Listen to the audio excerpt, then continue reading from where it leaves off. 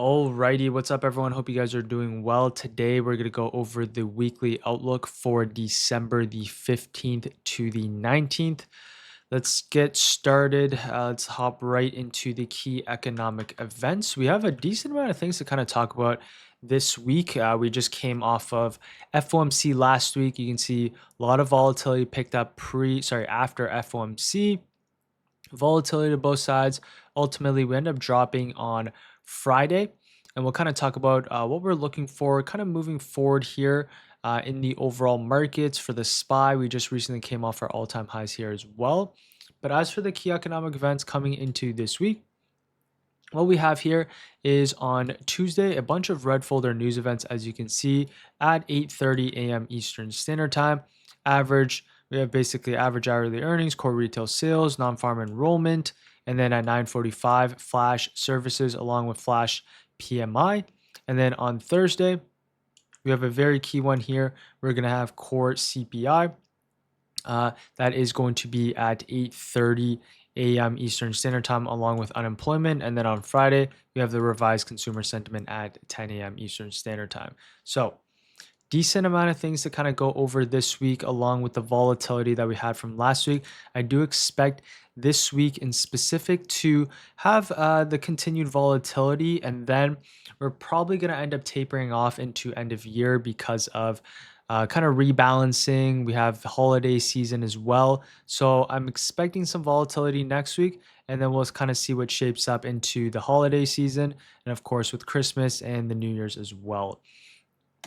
Let's go on to the earnings calendar. So we still have a couple earnings. Last week we had quite a few big earnings, specifically Oracle AVGO.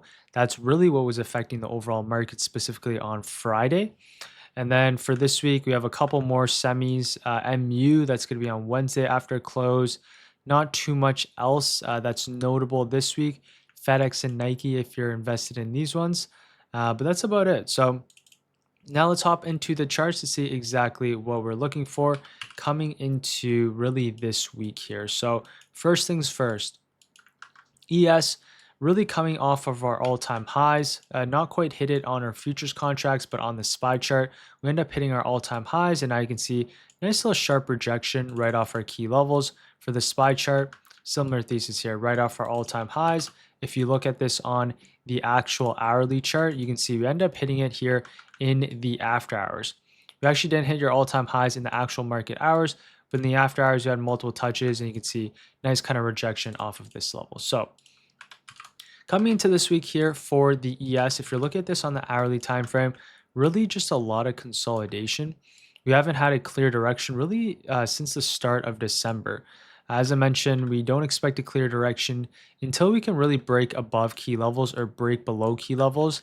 But based off of last week's price action and the volatility, we don't really need a clear direction just because there's enough volatility to trade this up, trade this down. And you can see really solid moves after Wednesday, right? Kind of this drop, nice kind of drive up on Thursday, and then Friday kind of faded all the way back towards the downside, right in towards our key areas in price. So moving forward here, exact same levels. We're going to have our key level of demand. As long as you can maintain above this, we can expect continuation higher. If you want to see a push lower, break underneath.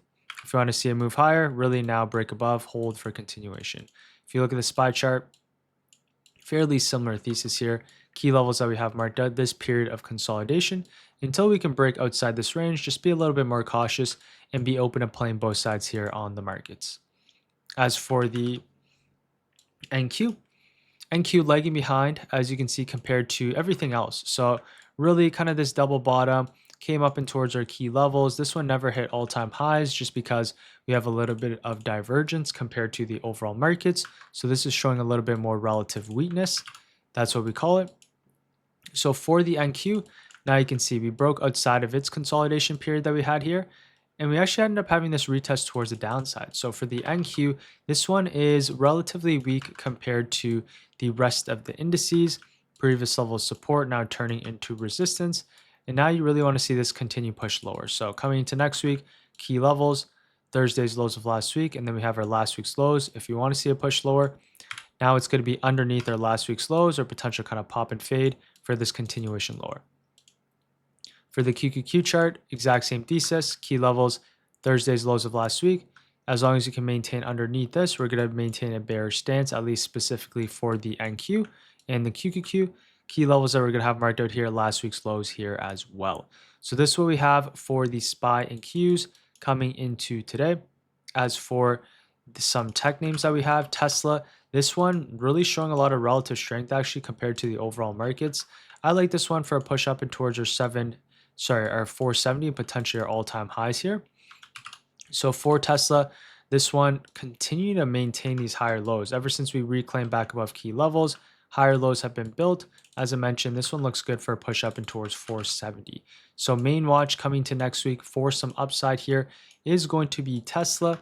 Key levels that I have marked out 460, along with now it's going to be that 452. Above your 460, we can see continuation, potential bounce off of our 452. We can see this push back towards the upside here as well. So this is what we're going to keep an eye out on coming into next week for some upside, specifically Tesla here on the higher time frames.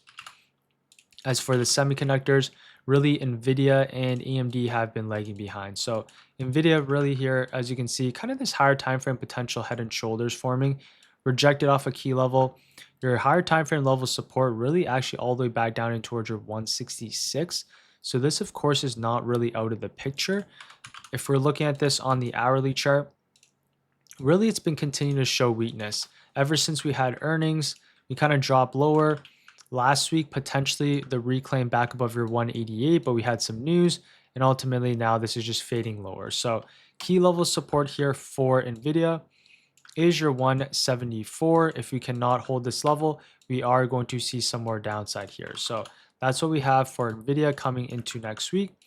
Let's keep an eye out on this 174 along with this 177. AMD, exact same thesis along with Nvidia. This one staying heavy. If we can break underneath key levels here now, which is going to be that 209, you can see kind of this higher time frame, previous all-time highs, also this daily gap here as well. So if we really break underneath this level here on AMD, potentially we can see a reversal here in the market. So for AMD, key levels that we have marked out coming into next week is going to be our last week's lows. If we break underneath this, as I mentioned, we can see a potential push down in towards that 196. If we want to see some upside, we want to see that reclaim for a push higher, or now the break back above our 218 for this continued push higher here as well. Semiconductors are weak, as you can see right here. SMH recently hit our all-time highs, so that's why a lot of these semis are pushing lower, specifically Nvidia and AMD, and then of course some other semis that have been showing weakness, right? AVGO recently had earnings. That really is what drove the market towards the downside, plus SMH rejection off key levels. So let's go into a few other names here. Apple, not really too much to talk about, a lot of consolidation in this general area. Longs above our 280 for continuation. Google, this one consolidation actually breaking lower here. So for Google, key level that we have marked out 312. Gonna need to see a reclaim if you want to see any sort of push higher. Rejection can see a push down in towards our previous day lows. Meta, not really too much to talk about. Higher time frame, I do like this one. You kind of have this pretty big upper wick here. Kind of rejection right off of a key level, which is your higher time frame gap. This had to do with news as well that we originally had. But for Meta, key levels that we have marked out is really just this 680. We're going to have to get above this level if you want to see any sort of continued pushback towards the upside. As for a few other tickers, Amazon, and really the rest of the tech names, I really don't see much. A lot of these ones are consolidating or continuing lower. So nothing really that I like that's setting up on the higher time frames here besides Tesla. So as I mentioned, we'll keep an eye out on Tesla. And then for the rest of the tickers, yeah, just a lot of consolidation across the board. So we'll talk about this a little bit more on Monday. And yeah, that's about it. So I'll see you guys all in the pre-market. Take care, everyone. Peace.